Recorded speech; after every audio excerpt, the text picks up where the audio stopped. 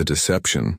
The crystalline halls of Station Zenith reflected the light of 1,000 stars, casting rainbow patterns across the gathering of species that made up the Galactic Assembly. Commander Maya Rodriguez stood at the observation deck, her brown eyes taking in every detail of the massive conference chamber below. She was one of only 3 humans present among hundreds of alien delegates, each representing civilizations that had been traveling the stars for millennia, while Earth was still figuring out fire. The Vorthan delegate rose from his seat, all 4 meters of him unfolding like a nightmare made of chitin and muscle. His 6 eyes swept across the assembly with the confidence of a predator surveying prey. Maya noticed how several smaller species unconsciously shifted away from him. The Vorthons had that effect on everyone. They were the galaxy's self-appointed peacekeepers, which was a polite way of saying they were bullies with the biggest stick. The expansion of the Vorthan Empire continues for the safety of all, the delegate announced, his voice carrying through the chamber like grinding stone. We have identified 17 systems that require our protection. These primitive worlds cannot defend themselves against the dangers of the void. It is our burden to shield them. Maya's fingers tightened on the railing. She knew what Vorthon protection meant. It meant strip mining, it meant forced labor, it meant the slow death of indigenous cultures under the boot of empire. But she kept her face neutral, playing the role she'd been trained for since humanity discovered they weren't alone in the universe. The Celestari representative, a being of pure energy contained in a humanoid-shaped field, pulsed with agitation. High Commander Krathos, your protection seems to require significant resource extraction from these worlds. Perhaps the Assembly should vote on whether such intervention is necessary. Krathos turned his massive head toward the Celestari, mandibles clicking in what Maya had learned was amusement. The Assembly may vote as it wishes, but the Vorten fleet moves where it must. We have 10,000 warships ready to ensure peace in the galaxy. How many does the Celestari Collective possess? 3,004? The threat wasn't subtle. Maya watched as several delegates exchanged worried glances through various sensory organs. The math was simple and brutal. The Vorthons had the largest military force in known space, and they weren't shy about reminding everyone. Ambassador Chen, Earth's official representative, stood up from his designated seat in what the aliens politely called the observer section, but everyone knew meant the kids' table. The people of Earth request permission to address the Assembly. A ripple of what Maya recognized as laughter moved through several delegations. The Quellans with their translucent wings actually chimed in harmony, their version of giggling. Even the normally stoic Draknari showed teeth, though whether in amusement or pity was hard to tell. Krathos himself made a sound like boulders tumbling down a mountain. The humans wish to speak? How charming. Tell us, Ambassador Chen, has Earth managed to build more than the 47 rusted vessels you call a fleet? Chen smiled, and Maya saw the discipline it took to keep that expression pleasant. 52 vessels now, High Commander. We recently commissioned 5 new patrol craft. More laughter echoed through the chamber. The Vorthon's smallest scout ships were larger than Earth's biggest cruiser. It was like a child with a toy sword challenging a tank. Maya continued to watch, continued to record, continued to send encrypted updates to a location that didn't officially exist. Your enthusiasm is admirable, the Assembly moderator, an ancient Etherian whose species had given up physical form eons ago, spoke with something like kindness. But Earth remains under protected status. Your species is still adapting to interstellar reality. Perhaps in another 1,000 years you might contribute meaningfully to galactic security. Chen bowed respectfully. We understand our limitations. We only wish to observe and learn from our betters. The phrase tasted like ash, Maya knew, but it was necessary. For 80 years since the Etherians had made first contact, humanity had played this game. Look weak, look primitive, look harmless. Let them see the old ships, the ones powered by fusion drives that belonged in museums. Let them count the 52 vessels that Earth officially possessed. Let them laugh. Never let them know about the shipyards hidden in the Oort cloud. Never mention the 1,000,000 engineers working in shifts around the clock. Never hint at the breakthrough in quantum mechanics that allowed humanity to do things with space-time that even the Etherians hadn't imagined. And absolutely never ever reveal that when humanity realized they weren't alone in the universe, their first response wasn't wonder or fear, but a simple question. How do we protect ourselves? The session continued for 3 more hours. The Vorthons outlined their expansion plans, which coincidentally included several systems rich in rare elements. The other species voiced concerns that were ultimately toothless. A few votes were held, all of which the Vorthons ignored. It was political theater, and everyone knew their role. Maya excused herself during a break, making her way to what appeared to be a standard communications booth. To anyone watching, she was just another human sending a message home, probably telling her family about all the amazing aliens she was meeting. The reality was different. Her fingers flew across a keyboard that existed only in the quantum field her implants generated. The message was simple, but it would travel through dimensions the Galactic Assembly didn't know existed. Phase 1 complete. Vorthon fleet deployment confirmed. 10,000 ships, standard configuration. Recommend maintaining cover. The garden remains hidden. The response came back instantly through her neural implant. Acknowledged. The vigil continues. She returned to the observation deck as the session resumed. The Vorthons were now discussing their plans for a species called the Yenti, peaceful beings who had the misfortune of evolving on a planet rich in quantum crystals. Kratos was explaining how dangerous the galaxy was for such a defenseless species, how they needed Vorthon protection, whether they wanted it or not. What about the Mutual Defense Treaty? Asked the Alderian representative, their crystalline form ringing with distress. If the Yenti request aid, are we not bound to respond? Kratos stood to his full height. Who would answer such a call? The Alderians with their 800 ships? The Quellans with their 600? Even if every member of this assembly combined their fleets, you would have perhaps 15,000 vessels. The Vorthon Empire commands 10,000 of the finest warships in the galaxy. Would you really test us for the sake of one small species? The silence that followed was answer enough. Maya watched as hope died in various alien eyes. They had built their civilizations on cooperation, on mutual respect, on the belief that together they were stronger. But the Vorthons had built theirs on force, and in the end, force seemed to be winning. Ambassador Chen stood once more. Earth formally requests to send our fleet to assist in the protection of the Yenti. This time, the laughter was louder, more cruel. Kratos actually had to steady himself against his podium. Your fleet? Your 52 antiques? What would you do, Ambassador? Ram them? Chen maintained his dignity despite the mockery. We wish only to help. The humans' enthusiasm is noted, the moderator said, trying to restore order. But Earth's vessels would not survive a single volley from modern weapons. We cannot allow you to throw away your lives meaninglessly. Maya smiled to herself. If only they knew. If only they knew that Earth's real fleet didn't number 52 or 500, or even 5,000. If only they knew that humanity had learned the most important lesson of survival. Never show your true strength until the moment you strike. The session ended with the usual formalities. The Vorthons would proceed with their expansion. The other species would file formal complaints that would be ignored. Earth would continue to be patted on the head like a child trying to sit at the adult's table. Everything was going according to plan. As Maya prepared to leave the station, she passed Kratos in one of the corridors. The massive alien looked down at her with all 6 eyes, his translator rendering his words in perfect English. Your species shows promise, little human. In time, perhaps you could serve the Empire in some capacity. We always need miners and laborers. Maya looked up at him, her expression carefully neutral. That's very generous of you, High Commander. Humanity is always eager to find its place in the galaxy. Kratos made that boulder tumbling sound again and continued on his way. Maya watched him go, then whispered something too quiet for any translator to pick up. You're right about one thing. Humanity will definitely find its place. You just won't like where that place turns out to be. She made her way to her small shuttle, one of Earth's officially primitive vessels that could barely manage faster than light travel. As she strapped in and prepared for departure, she sent one final message through her quantum implant. The wolves circle the sheep. The shepherd maintains his disguise. Await signal for Phase 2. The response came back with a weight of inevitability. Understood. The silent vigil continues. When the time comes, they will learn why humanity survived every predator on Earth. We didn't do it by being prey.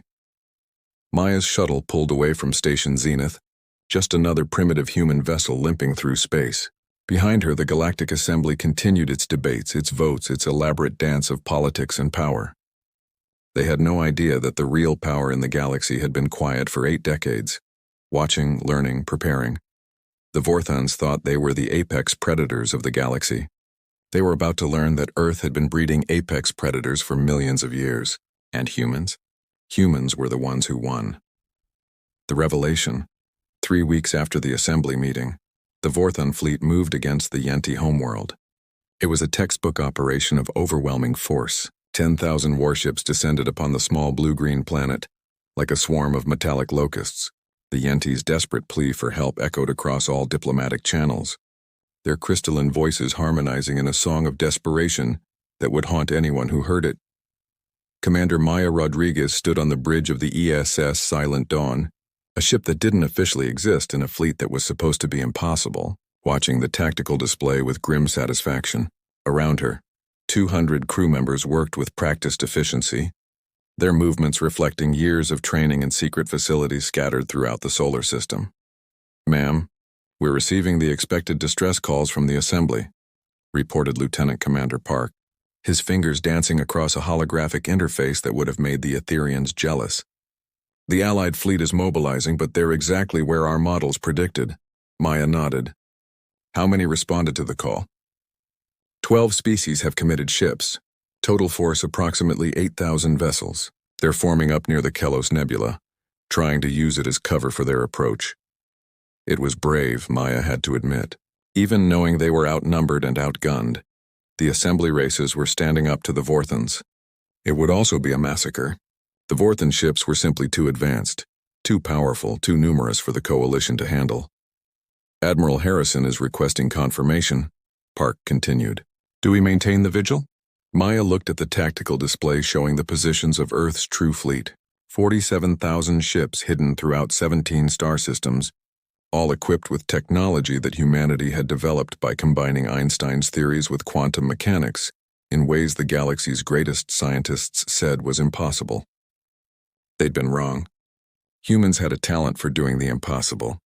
It came from evolving on a planet that kept trying to kill them. "Not yet," Maya replied. "Let them see the cost of defiance first. The lesson needs to be complete." It was cold, calculating, but necessary. For 80 years, humanity had watched the Vorthons and others like them brutalize smaller species. Earth's leaders had made a choice early on. They could reveal themselves and become another target, or they could wait, prepare, and strike when the moment would reshape the entire galaxy. That moment was almost here. On the main screen, the battle began. The Assembly's coalition fleet emerged from the nebula in perfect formation, their ships gleaming with the pride of civilizations that had traveled the stars for millennia. The Vorthons were waiting for them. Kratos himself commanded from his flagship, a monstrous dreadnought called the Inevitable Truth. The first exchange of fire lit up space like a deadly fireworks display. Beams of exotic energy lanced between fleets, shields flared and died. Ships began to burn. The assembly forces fought with desperate courage, but courage wasn't enough against superior firepower. Within 10 minutes, they'd lost 500 ships. The Vorthons had lost 30. "Ma'am," Communications Officer Williams spoke up. "Ambassador Chen is transmitting on the emergency channel." Maya smiled. "Put him through, but maintain quantum encryption." Chen's face appeared on a secondary screen. He was still on Station Zenith, playing his role as Earth's bumbling representative. "Commander, the Assembly is in full panic. They're begging everyone for reinforcements. I've offered Earth's 52 ships, and the moderator actually told me to keep our ships away for our own safety. They're more worried about protecting primitive Earth than accepting our help." "Perfect. Maintain cover for 15 more minutes. Then execute Phase 2. The battle continued to deteriorate for the Assembly forces. The Celestari energy beings tried to flank the Vorthon formation, but were caught by hidden reserves. A Drakari battle group made a desperate charge at the Inevitable Truth, but was torn apart by concentrated fire.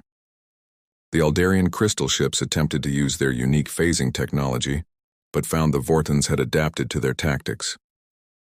Maya watched it all with the detached analysis of a predator studying prey. Not the dying assembly forces, they were brave and deserved respect. But the Vorthons, so confident in their supremacy, so certain of their victory, they had no idea they were being watched by 47,000 pairs of eyes. "Ma'am, Admiral Harrison is signaling. The coalition has lost 2,000 ships. Should we intervene?" Maya checked her chronometer. 12 minutes had passed. "Close enough. Signal all hidden fleets. Phase 2 is authorized. Let's show them what humanity learned in the dark. Across 17 star systems, space itself seemed to shiver. It started as a distortion, like heat waves rising from summer asphalt. Then reality twisted, bent and tore as Earth's true fleet emerged from dimensions that weren't supposed to be accessible to solid matter. The technology was uniquely human, born from a species that had always been good at thinking outside the box, mainly because they kept finding themselves trapped in boxes. The first sign the Vorthons had that something was wrong was when their rear sensors detected massive gravitational anomalies. Kratos himself turned to look at the readings, his 6 eyes widening in confusion. Ships were appearing behind his fleet, beside it, above and below it. Not dozens or hundreds, but thousands upon thousands. They were unlike anything in the known galaxy.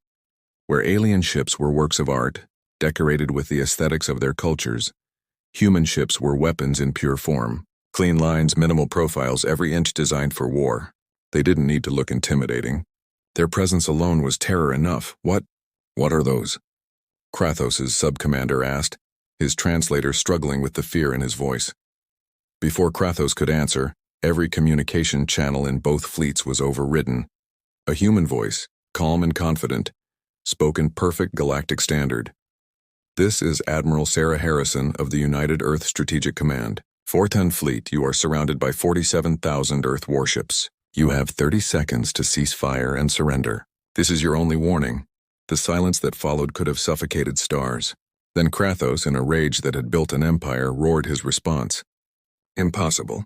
Humans have 52 ships. You dare try to trick us with holograms? Admiral Harrison's response was patient, almost pitying. High Commander, I invite you to scan our vessels. You'll find they're quite real. You'll also find technology your scientists said was impossible. Humans are very good at impossible things. We had to be. Our planet kept trying to kill us, so we learned to kill it back. The scans confirmed the impossible. Every ship was real, solid, armed with weapons that bent the laws of physics. The assembly forces had stopped fighting, their crews staring in shock at the human fleet that dwarfed both forces combined. Kratos, in his arrogance, made the last mistake of his career. You lie! Even if these ships are real, human technology is primitive. Fire all weapons. The Vorthon fleet opened fire on the nearest Earth ships. 10,000 vessels unleashed their full fury on the human fleet. Beams of energy that could crack moons, missiles that could sterilize continents, all focused on the mysterious Earth vessels. The weapons hit something impossible. They hit twisted space-time itself. Wrapped around each human ship like armor made of bent reality, the energy weapons curved away into nowhere. The missiles simply ceased to exist as they entered zones where the laws of physics had been politely asked to take a vacation. Not a single human ship took damage. Our turn, Admiral Harrison said simply. What happened next would be studied in military academies for millennia, though no one would ever quite understand how the humans had done it. The Earth ships didn't fire weapons in any conventional sense. Instead, they projected fields that simply convinced portions of space that the Vorthon ships shouldn't exist there. It was like watching reality itself reject the presence of the Vorthon fleet. Ships didn't explode. They simply stopped being ships. One moment they were there, the next they were rapidly expanding clouds of elementary particles.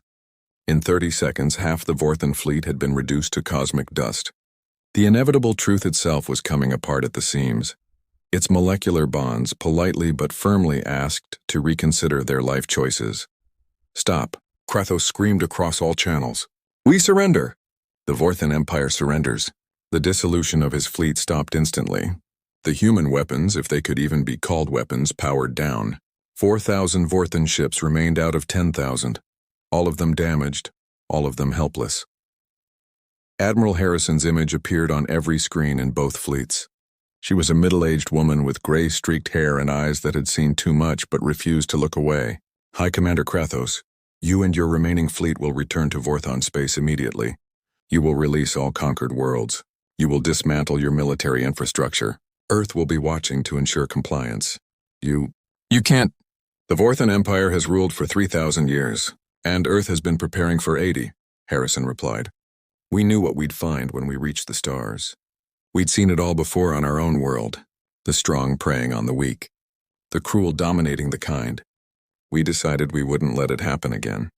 Not out here. She turned her attention to the assembly fleet. To our friends in the coalition, we apologize for the deception.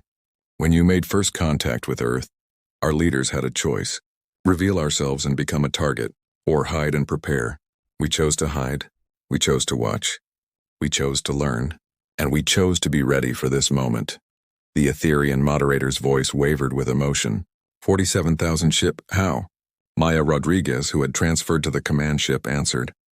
While you counted our 52 museum pieces, we built shipyards in places you never thought to look. While you laughed at our primitive technology, we were solving equations your scientists hadn't written yet. While you patted us on the head and called us children, we were preparing to protect the other children you couldn't save. But why reveal yourselves now? The Celestari representative asked. Because the Yenti called for help, Admiral Harrison said simply. Because the coalition stood up to fight even knowing they'd lose. Because someone had to show the galaxy that bullies only win if everyone's too afraid to punch back. Humanity spent 50,000 years learning to punch back. We're very, very good at it. The aftermath was swift and decisive. The Vorthan Empire collapsed within days as species they'd oppressed realized their oppressor's fleet was gone. The Galactic Assembly reformed with Earth not as a protected primitive species, but as its primary military guardian. The 47,000 ships spread throughout the galaxy, not as conquerors but as shepherds, ensuring no species would ever again face extinction alone. Ambassador Chen, no longer needing to play the fool, stood before the reformed assembly. Humanity offers the galaxy a simple promise. We will stand guard. We will keep watch. We will ensure that every species, no matter how small, no matter how primitive, has the chance to reach for the stars without fear. This is our vigil, and we will keep it in silence no more. As the assembly erupted in celebration, Maya Rodriguez stood on the observation deck of Station Zenith, looking out at the stars. Lieutenant Commander Park stood beside her. Was it worth it, ma'am? 80 years of deception? Maya thought about all the species who'd suffered while Earth prepared. All the worlds that had been conquered while humanity built its secret fleet. Then she thought about all the species that would never suffer that fate again. Ask me in another 80 years, Lieutenant, when every child in the galaxy can look at the stars and see possibilities instead of threats. When the word human means protector in every language. When the hunters become the hunted and the prey become free. Ask me then if the silent vigil was worth it. She smiled, a predator's smile that had once terrified Earth's greatest hunters. But if you want my guess, when that day comes, I think the answer will be yes. The human fleet spread across the galaxy like a promise written in steel and starlight. The age of empires built on fear was over. The age of humanity's watch had begun. And for the first time in galactic history, the small and weak could sleep peacefully, knowing that Earth's children stood guard in the dark. The vigil was no longer silent.